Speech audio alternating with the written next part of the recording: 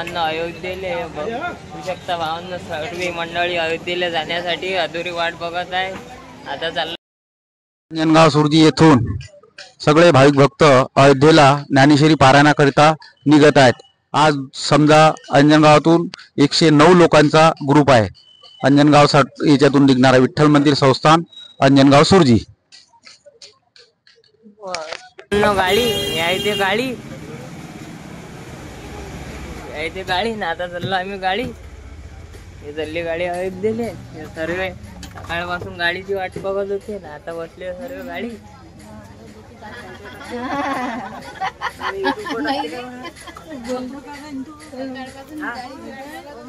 लाल महाराज की मग भेटू.